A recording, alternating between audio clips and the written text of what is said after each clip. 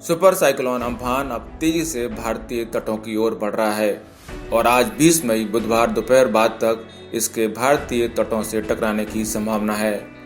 पश्चिम बंगाल और उड़ीसा में भारतीय तटों की ओर बढ़ने के साथ साथ ये कुछ कमजोर हुआ है। पश्चिमी मध्य बंगाल की खाड़ी के ऊपर मंगलवार को ये अत्यंत भीषण चक्रवाती तूफान में तब्दील हो गया, लेकिन फिर भी इससे पश्चिम बंगाल और उड़ीसा के तटीय इलाकों में भारी तबाही की आशंका है। बंगाल और उड़ीसा के कई इलाकों में अभी से बारिश शुरू भी हो गई है। असम सरकार ने भी तूफान को देखते हुए हाई अलर्ट घोषित कर दिया है।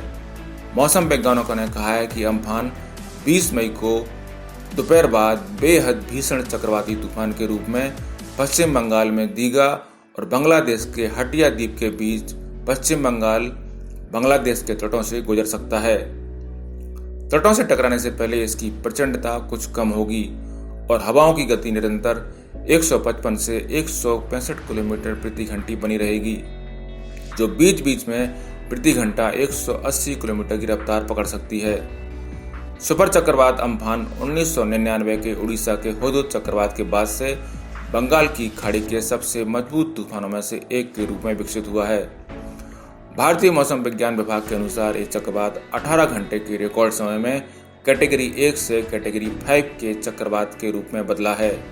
IMD के अनुसार एक सुपर चक्रवात के रूप में यह समुद्र के ऊपर 200 से 240 किलोमीटर प्रति घंटे की हवा की गति से चल रहा था, लेकिन आज बुधवार 20 मई को पश्चिम बंगाल तट पर जब लैंडफॉल करेगा तो हवा की गति 185 किलोमीटर प्रति घंटे की रफ्तार से 155 से 165 किलोमीटर प्रति घंटा होगी। फिर भी यह क्षेत्र के लिए विनाशकारी हो सकता है और बड़े पैमाने पर नुकसान की आशंका है। उधर नई दिल्ली में अधिकारियों ने कहा कि केंद्रीय गृह मंत्री अमित शाह ने पश्चिम बंगाल की मुख्यमंत्री ममता बनर्जी और उड़ीसा के मुख्यमंत्री नवीन पटनायक से बात की और उन्हें स्थिति से निपटने के लिए हर संभव मदद का आश्वासन दिया है। अम्फान सोमवार को अत्यंत प्रचंड चक्रवाती तूफान से सुपर साइक्लोन में तब्दील हो गया था। चक्रवात के भारतीय तट की रेखा की ओर बढ़ने के साथ ही इसका असर उड़ीसा के पुरी, केंद्रपाड़ा, जगतसिंहपुर और खुर्दा जिलों में महसूस किया गया, जहां हवाएं चलीं और बारिश हुई।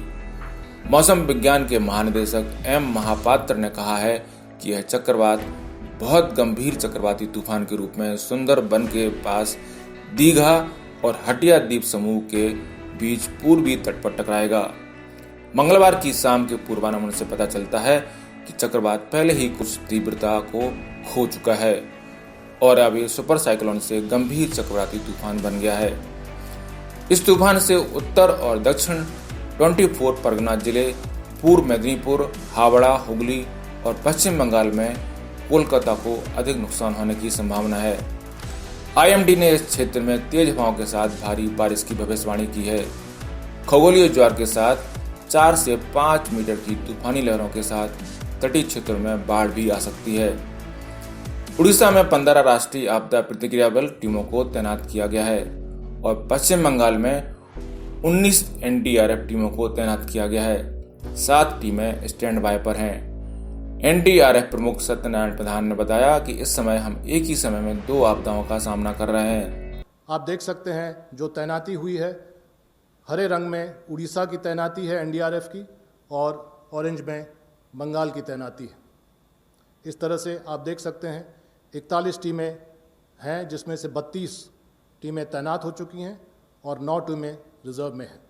ये टीमों की संख्या घटती बढ़ती रहती है, लेकिन ये मानकर चलें कि जो पूरी तैनाती जितनी होनी चाहिए उतनी कर दी गई है। कोविड-19 और चक्रवात अम्फान हमें सावधान रहना होगा और राहत कार्यों की योजना बनाते समय सोशल डिस्टेंसिंग को ध्यान में रखना होगा। चक्रवात राहत शिविरों में पहले 1000 लोगों को रखा जा सकता था, अब शायद 500 को ही समायोजित करने की अनुमति दी जा सकती है। सुपर साइक्लोन अम्फान की वजह से पश्चिम बंगाल में अफरा तफरी का माहौल है। अम्फान पश्चिम बंगाल के ऊपर से होकर गुजरेगा और इसी संभावना को ध्यान में रखते हुए बिजली घर ने भी पूरे दमखम से इसका मुकाबला करने की तैयारी कर ली है। राज्य के सभी मेंटेनेंस कर्मी 24 घंटे मौजूद रहेंगे। इसके अलावा बड़ी और छोटी सीढ़ियां भी मौजूद रहेंगी ताकि अगर कोई हाई वोल्टेज का तार टूट जाए तो उसकी मरम्मत की जा सके। इसके अलावा कोविड-19 अस्पताल में बिजली समस्या न उत्पन्न हो, इसके लिए विशेष व्यवस्था की गई है। एक जो पते की बात है वो ये कि सभी एजेंसियों को, चाहे राज्य की एजेंसी हो, चाहे एनडीआरएफ हो या सेंट्रल एजेंसी कोई भी हो, इसमें एक डुअल चैलेंज फेस कर रहा है।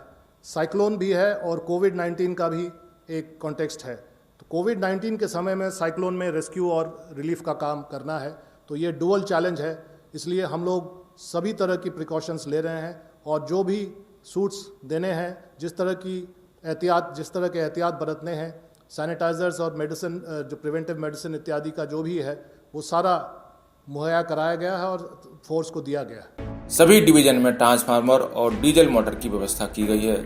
इस तूफान के चलते इमरजेंसी नंबर 24 घंटे खुले रहेंगे, जिससे आप सीधे बिजली दफ्तर से संपर्क कर सकते हैं। ये नंबर हैं 7449300840 और 9433564184।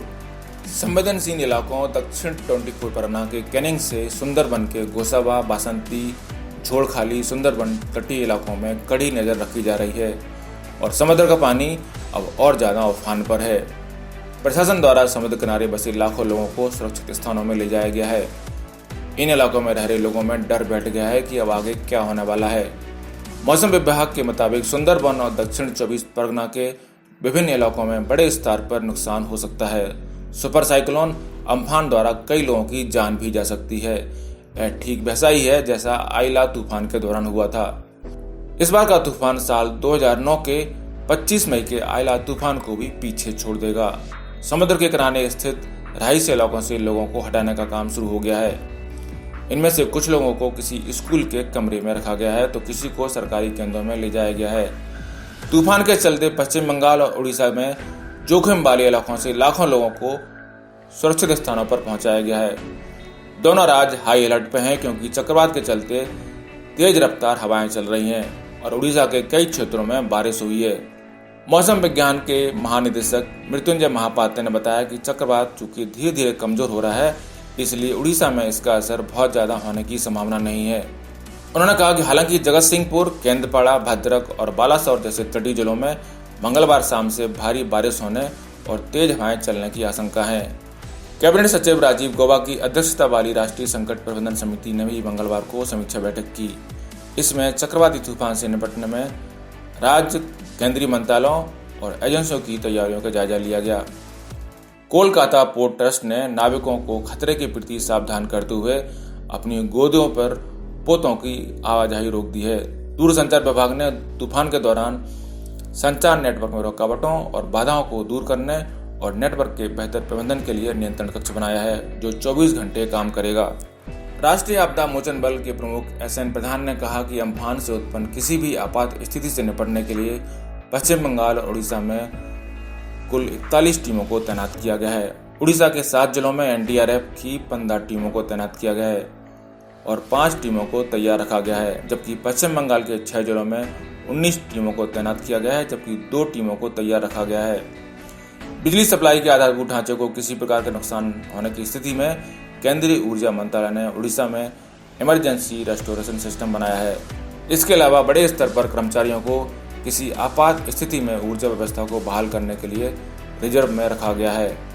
ब्यूरो रिपोर्ट, पत्रिका टीवी।